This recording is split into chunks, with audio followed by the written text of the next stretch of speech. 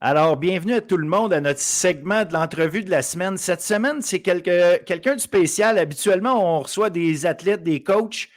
Mais là, aujourd'hui, étant donné ce qui s'est passé cette semaine, dont on a parlé un peu plus tôt, j'ai voulu parler avec quelqu'un qui a une approche différente un regard différent sur le sport et sur nos athlètes d'élite. Sarah Brisson-Legault, préparatrice mentale avec les Carabins, pas juste avec le football, avec les Carabins en général. Bienvenue, Sarah, et merci d'accepter cette invitation-là. Merci, Phil, ça me fait plaisir. Je voulais d'abord, avant d'embarquer dans le vif du sujet, je veux te connaître un peu, je veux te faire connaître un peu. Tu es arrivé avec les Carabins il n'y a vraiment pas si longtemps. Je pense que tu étais avec les Spartiates du Vieux-Montréal avant. Explique-nous ton rôle un peu. C'est quoi une préparatrice mentale dans une institution d'enseignement comme ça auprès d'athlètes et d'étudiants athlètes?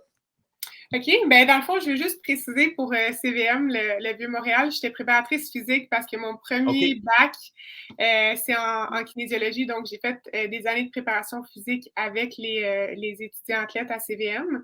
Puis ensuite, j'ai décidé de poursuivre en faisant ma maîtrise en consultation de performance mentale, fait qu'en psychologie du sport à l'Université d'Ottawa. Dans le cadre de mon stage final de 400 heures, j'ai travaillé avec l'équipe de football au Carabin.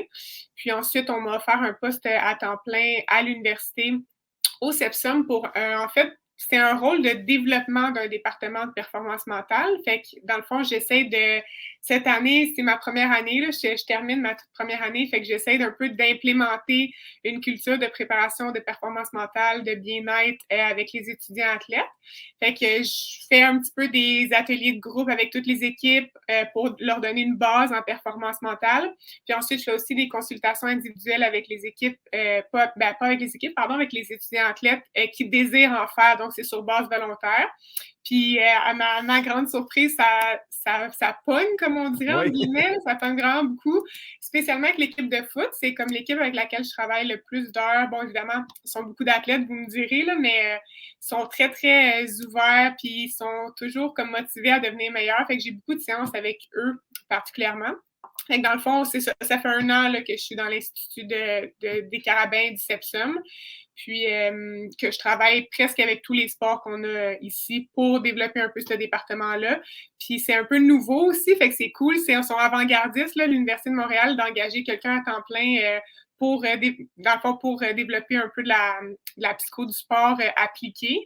Parce que je pense qu'au Canada, il ne doit pas y avoir bien d'universités qui ont une ressource à temps plein. Fait que, en tout cas, je leur fais un petit shout-out en partant le podcast. Là, mais Je trouve ça vraiment intéressant. chanceuse. Je trouve ça super intéressant. Est-ce que ça entre dans un programme de l'université, exemple avec les gens qui étudient en psycho, quoi que ce soit? Est-ce qu'il y a de la recherche qui est faite autour de ça ou c'est simplement un service pour les étudiants? Non, exact, c'est ça. Moi, je suis tellement chanceuse. En fait, je suis affiliée avec, dans le fond, le département de kinésiologie puis la faculté de médecine. Fait que j'ai un professeur qui me chapeaute, puis j'ai à date eu 3 stagiaires qui m'aident, dans le fond, dans toute la partie recherche, bâtir mes ateliers pour être sûr que ça soit vraiment backé par la science, fait que science-based. Fait que non, je suis comme vraiment, vraiment bien entourée. Puis j'ai aussi 2 autres préparatrices mentales qui m'aident aussi avec d'autres sports pour vraiment s'assurer que comme on bâtisse ça de façon solide et stable. C'est vraiment, vraiment très intéressant. Fait qu'à date, y a-t-il d'autres universités qui ont commencé à vous contacter pour essayer de voir comment vous avez parti ça ou C'est drôle que tu dises ça. La préparatrice mentale de football Sherbrooke, justement, du Vert et Or, elle m'a contacté en début de saison pour avoir des petits trucs de comme comment s'adresser à une grosse équipe de football, avec un peu des stéréotypes, évidemment, là, qui suivent ce sport-là depuis plusieurs années. Sinon, je sais que je pense quelques universités en ont par-ci, par-là, mais jamais une ressource temps plein encore. Fait que j'espère en tout cas que ça va donner envie à plus d'universités d'avoir ce service-là parce qu'aux États-Unis, c'est tellement gros. C'est vraiment au Canada que c'est pas encore super développé.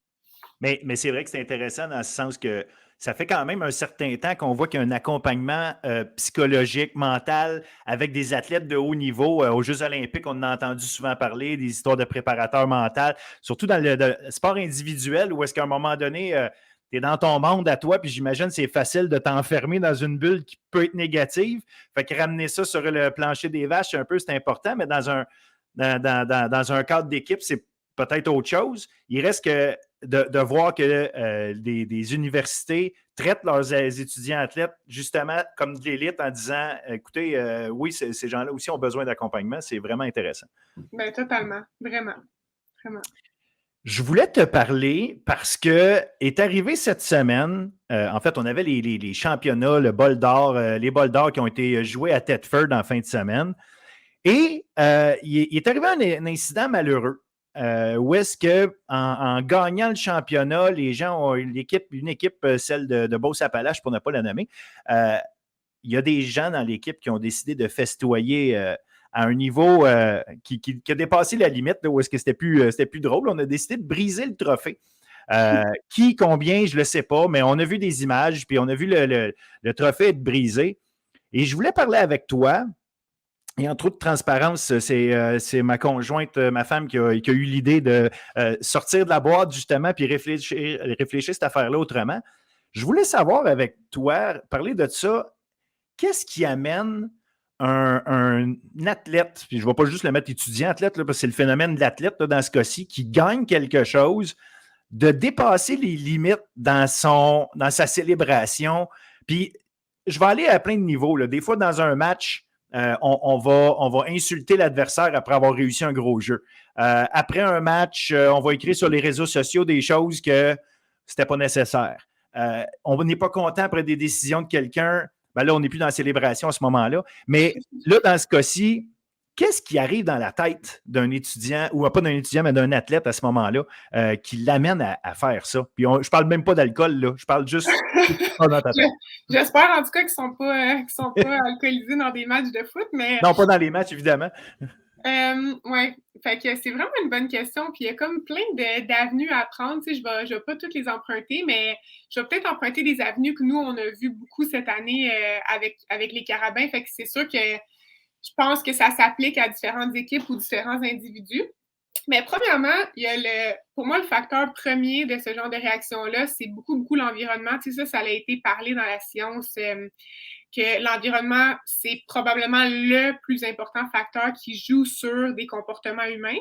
Fait que j'ai envie de dire, c'est quoi la culture de l'équipe? C'est qui les gens qui entourent cette personne-là aussi? Est-ce qu'on valorise beaucoup le résultat au-dessus du processus? Ça, c'est quelque chose qu'on parle souvent.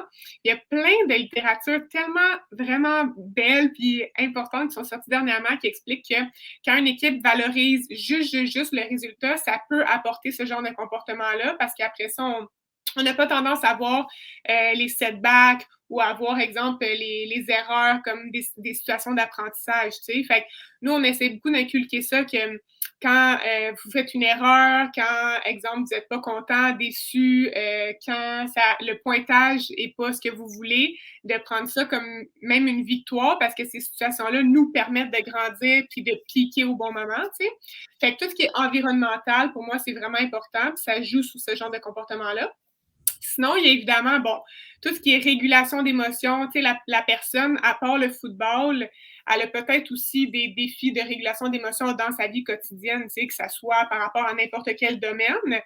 Fait que ça aussi, c'est vraiment cool. Mais en préparation mentale, on le travaille beaucoup, tu sais, par différents outils, que ça soit par de la pleine conscience, par de la respiration, aussi d'avoir un élément qui te permette de refocus puis de te ramener à la bonne place, parce que des fois, on dit souvent, c'est facile à dire, mais c'est autre chose de le faire, tu sais. Fait que pour un athlète qui s'emporte facilement, qui est très émotif, qui est aussi très compétiteur, d'avoir quelque chose à quoi s'accrocher, d'avoir une stratégie pour remettre son focus à la bonne place, et non pas juste de lui dire faut pas faire ça, puis fais-les plus. Tu sais, oui, mais parfait, mais qu'est-ce que je peux faire à la place? Tu sais, je prends par exemple, sûrement, Phil, que tu as vu nos joueurs faire beaucoup la main comme ça, tu sais, sur le sideline. Oui. Ça. Nous, c'est un outil qui nous sert depuis 2 ans à justement éviter de tomber dans des distractions, être irrespectueux envers un adversaire, d'être, exemple, de chialer sur un call de l'arbitre, d'être déçu qu'un de nos teammates ait raté un jeu. Ben, à tout coup, nous, ce qu'on demande aux joueurs de faire, c'est de lever la main en guise de support puis de refocus, comme « Hey, next play, on refocus ». Fait que ce geste-là sert un peu à être unis, à se supporter l'un et l'autre, mais aussi avoir quelque chose à faire. Fait qu'au lieu de chialer, tu as quelque chose de concret à faire. Au lieu de talk trash, exemple, à un adversaire, tu lèves ta main, tu es en support de tes teammates. Ça veut dire plein de choses en réalité quand ils font ça. Ça peut être autant quelqu'un qui essaie de se contrôler pendant qu'il est en train de faire ça, ça lui donne quelques secondes de se calmer, ou dire à quelqu'un où je suis derrière toi, où il n'y a pas de problème, on se replace. Fait que c'est vraiment intéressant, je trouve ça cool, ça.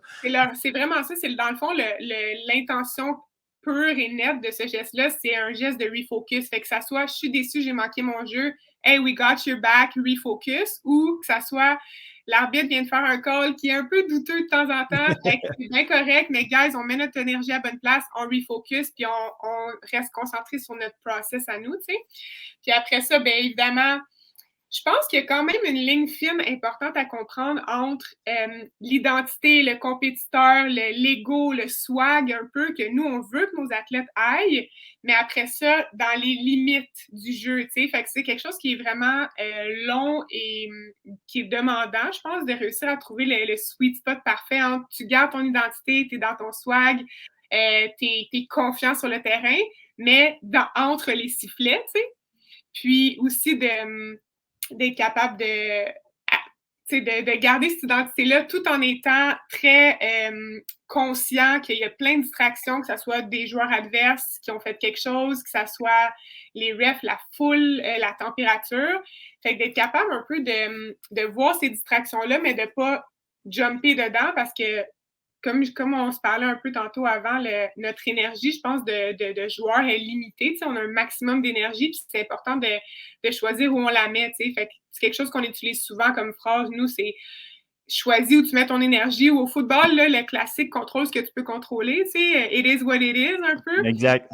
Ben ça, c'en est un bon exemple. Si tu es en train de mettre de l'énergie dans manquer de respect à ton adversaire après un coup de sifflet, tu n'es pas en train de mettre ton énergie nécessairement sur un gros jeu, un pick six ou une balle rabattue ou peu importe. Là, est-ce que, une fois que tu as fini, parce qu'en réalité, l'incident dont on parle, tout est fini, est-ce que le fait de relâcher toute la pression d'avoir atteint son but, parce qu'il y a, je pourrais dire, une célébration, il y a un engouement, il y a un enthousiasme, mais il y a aussi un relâchement qui vient avec le fait de dire, il y a un soulagement à quelque part. On a fini, puis en plus, on a réussi, on l'a fini dans l'allégresse, disons que ça, dans la joie là, d'avoir gagné. Mais est-ce que ce relâchement-là, il relâche l'inhibition à quelque part? Est-ce qu'il amène. Bien, évidemment, c'est pas tout le monde, là, c'est des exceptions de monde qui fait ça. Là.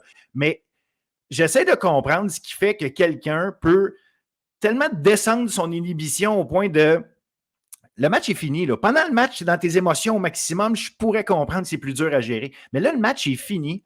On célèbre. Non, il faut trouver le moyen d'envoyer que ce soit un post sur les réseaux sociaux pour dire on est plus fort que vous, ou justement détruire un trophée. Regarde, là, c'est à nous ce trophée-là, on fait ce qu'on veut avec. Je ne sais pas si c'est ça qu'ils ont en tête, mais qu'est-ce qui fait que des heures après, on est encore dans le mode où on est prêt à justement dépasser ces limites-là, comme si elles n'existaient pas, puis on n'avait plus de contrôle sur quel côté de la clôture il faut aller. Oui, je trouve ça vraiment dommage un peu comme situation, parce qu'on essaie tellement de rendre le sport plus sportsmanship, c'est le terme qu'on utilise beaucoup là, en psycho du sport. Puis ces petits événements-là de certains individus, dans le fond, viennent un peu teinter l'image du sport universitaire ou du sport collégial. Puis c'est vraiment, c'est dommage, tu sais. Après ça, qu'est-ce qui fait qu'on fait ça? Bon, il y a tellement de facteurs, mais pour moi, ça revient beaucoup on a un défi, je trouve, de nos jours qui est les gens ont plus, des fois, je vais généraliser, mais plus envie d'humilier l'adversaire versus célébrer nos victoires, tu sais. Fait qu'on est beaucoup centré sur l'autre au lieu d'être centré sur soi. Fait que c'est sûr que pour moi, le comportement idéal à avoir, c'est de célébrer, puis il faut célébrer, là, vraiment, vraiment beaucoup. Mais après ça, la célébration ne devrait pas impliquer quelque chose avec l'adversaire ou quelque chose d'irrespectueux. Puis je reviens encore, je m'excuse, mais à l'environnement parce que, exemple, nous, c'est pas arrivé cette année parce que il y a des règles très précises dites par le coach en chef, puis c'est inacceptable, ça fait partie des valeurs, de la culture de l'équipe, puis il y a des conséquences si ces règles-là ne sont pas tenues. Fait que, bon, c'est sûr, là, on se retrouve en fin de saison, les conséquences, même s'il y en avait peut-être pour cette équipe-là, d'avoir des gestes irrespectueux, exemple comme celui-ci, peut-être que les conséquences sont moins tangibles à avoir parce que, bon, je peux plus me faire enlever de temps de jeu, la saison est finie. Mais, ouais, je pense que des fois, ça vient aussi de... C'est comme si notre société est de plus en plus un peu... j'ai envie de dire que c'est pas mal intentionné, mais des fois, c'est un peu comme maladroit ou on est un peu inconscient des conséquences qu'il y a à faire des gestes comme ça. Puis probablement que cet athlète-là, je crois, avec du recul, bon, je suis quelqu'un aussi qui donne toujours les meilleures intentions aux gens, mais peut-être que cet athlète-là a des regrets puis le ferait différemment aujourd'hui. Mais dans le moment, comme tu l'as bien dit tantôt, c'était vraiment une bonne voie que tu empruntais. Là. C'est dans le moment, le high il est tellement high qu'on n'a plus de self-control. Fait qu'on réussit pas à se ramener, tu sais. Fait que c'est ça, c'est comme un peu notre société aujourd'hui, là, tu sais, qu'on fait quelque chose, il n'y a pas nécessairement de conséquences. Puis là, on apprend ça en bas âge. Fait qu'après ça, on arrive dans des événements, justement, collégiaux un peu plus de grande envergure. Puis on pense encore qu'il n'y aura pas de conséquences. Puis des fois, il n'y en a toujours pas encore. Fait que c'est comme si c'est l'habileté mentale qu'on appelle du contrôle de soi, là, qui est comme un peu pas développé, du moins pour certaines personnes. Mais encore là, je veux juste nuancer que cette personne-là, moi, je la connais pas, fait que je sais pas exactement qu'est-ce qui s'est passé, mais j'observe ça de façon générale. Là. Le self-control, il est pas optimal. Puis un autre exemple, je peux donner à plus petite échelle de self-control qu'on a beaucoup, beaucoup de la misère aujourd'hui avec la nouvelle génération, c'est puis je m'inclus là-dedans, là, totalement. C'est exemple, j'étudie, je suis à l'école, puis j'ai mon téléphone à portée de main, puis je suis tellement surstimulée que je sais que je dois être concentrée dans mon cours, puis je sais que je dois pas prendre mon vortex puis mon cellulaire puis me laisser emporter là-dedans, mais je le prends quand même, puis il y a des conséquences, il n'y a pas de conséquences, puis je fais ça sans arrêt, puis là, moi, j'ai 8, 9 athlètes par jour qui viennent me voir avec des défis de contrôle, puis qui réussissent pas à écouter leur rational brain, comme on dit, là. OK, je finis avec ça, je m'excuse, je fais un monologue, mais je suis tellement... Non, c'est toi qu'on veut écouter, c'est pas moi. Je suis passionnée par ces sujets-là, mais l'humain, on a deux cerveaux. On dit le emotional brain, le cerveau émotionnel, puis on a le rational brain. Puis l'analogie que j'utilise souvent, c'est que le emotional brain, c'est lui qui conduit notre auto. C'est le conducteur principal. Rational brain, d'habitude, il est à côté dans le bar passager, puis il est comme « Allô, tu sais, tu devrais pas faire ça, tu sais que tu devrais pas faire ça. » Puis il parle un peu, il dialogue avec l'emotional brain. C'est lui qui se tient après la poignée, là, parce qu'il a peur. Exactement ça. C'est lui qui dit probablement à un athlète avec l'incident qui est arrivé « Hey, tu sais que tu devrais pas faire ça, tu sais. » Mais par contre, à the end of the day, c'est le emotional brain pour tous les humains qui prend la décision finale. Donc, ce qui est vraiment la distinction entre quelqu'un qui va avoir un meilleur comportement ou une habileté à avoir un meilleur self-control, c'est que cette personne-là a développé des stratégies avec les années ou avec le temps ou avec de l'expérience qui réussit, qui permet d'écouter un peu plus son rational brain puis d'être un peu plus dans self-control. Fait que ça part de comme l'enfance, tes jeunes années, comment tu as été entouré, tes parents, qu'est-ce qu'ils t'ont inculqué, est-ce qu'il y a eu des conséquences quand tu étais jeune pour des gestes que tu posais, oui ou non, est-ce que tu as développé de l'autonomie, il y a tellement de pistes, mais tout ça pour dire que je remarque quand même qu'on a beaucoup ce défi-là là, en ce moment dans notre génération de self-control. Ouais. Est-ce qu'il y a un volet d'égocentrisme à quelque part quand il y a des actions comme ça, dans le sens où je pense à mon plaisir à moi, parce que visiblement, tu sécrètes quelque chose qui te fait en sorte que tu as le goût de faire ça, que ce soit d'humilier un adversaire ou de détruire quelque chose ou quoi que ce soit. Tu vas chercher quelque chose en toi, là, tu le fais pas pour dire je fais de l'altruisme. Là, c'est. Qu'est-ce qui tu me parles beaucoup de contrôle, contrôler son niveau émotif, mais il y a un aspect égocentrique, en tout cas, que je vois, moi, puis évidemment, je suis zéro expert dans ces éléments-là, mais j'ai l'impression qu'il y a ça beaucoup, c'est « Hey, moi, j'ai du fun à faire ça, pour moi, il y a quelque chose de bien à le faire, que ce soit parce que je me dégage de quelque chose ou bien parce que, peu importe, il y a un volet comme ça. Puis d'ailleurs, on le dit souvent, hein, quand quelqu'un a une punition parce qu'il est allé insulter un adversaire, qu'il est allé faire un geste de trop, il y a une punition, souvent on va dire hey, quel geste égocentrique, tu as mis ton équipe dans le trouble.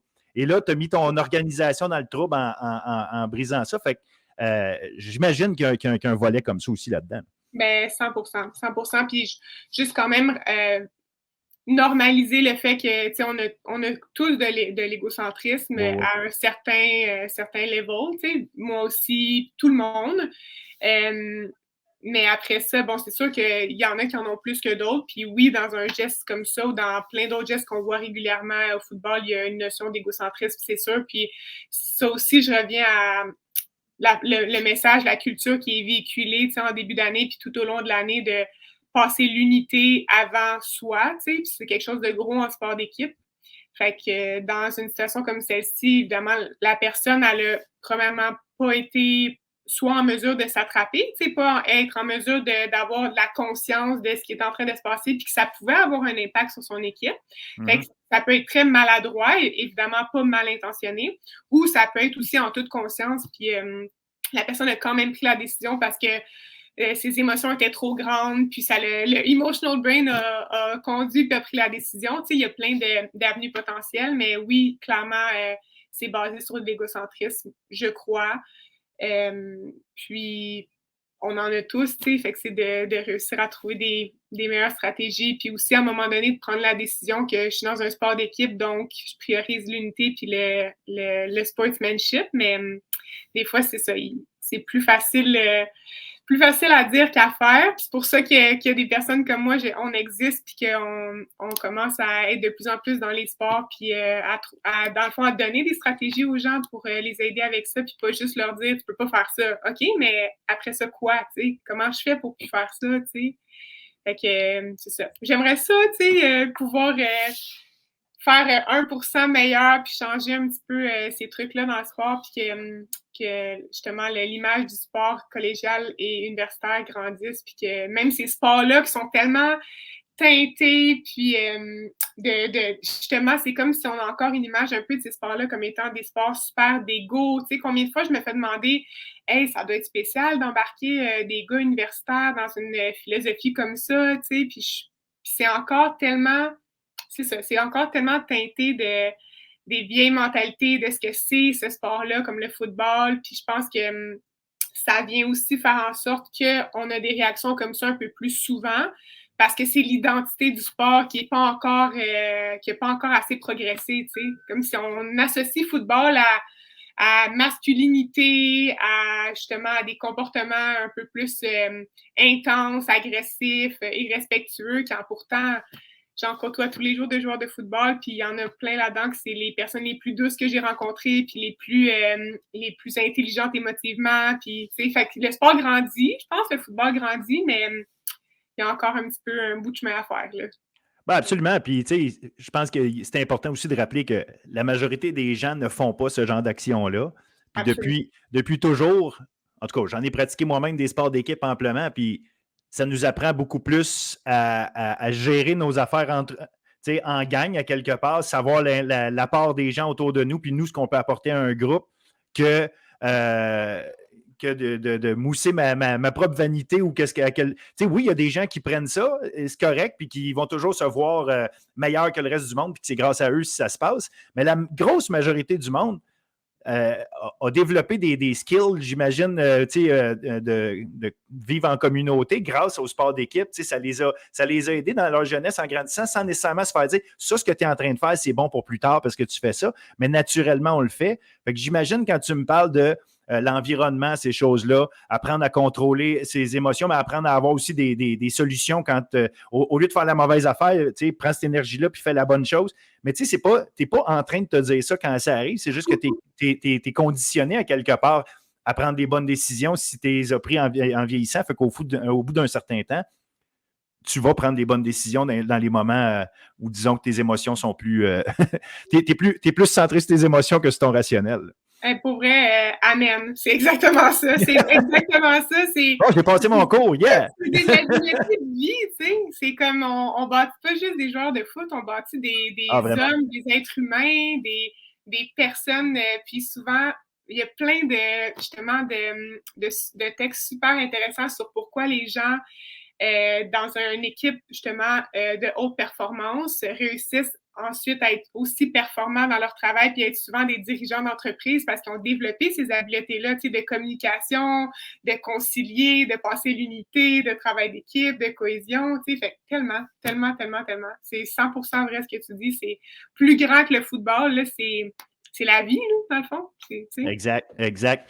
Écoute, Sarah, je te remercie. Je t'aurais parlé avec toi pendant longtemps. À la place, ce qu'on va faire, c'est qu'éventuellement, on se reparlera. Fait qu'il y aura peut-être un autre sujet, puis tu pourras nous aider. Mais franchement, je suis vraiment content d'avoir eu cette discussion-là avec toi aujourd'hui. Puis j'espère que les gens qui nous ont écoutés vont avoir apprécié. Et peut-être que ça va donner effectivement en même temps des idées à des cégeps, des universités de créer des programmes avec des gens comme toi un peu partout pour accompagner nos athlètes, nos étudiants athlètes. Merci, full. Merci, Philippe. Ça m'a fait vraiment plaisir.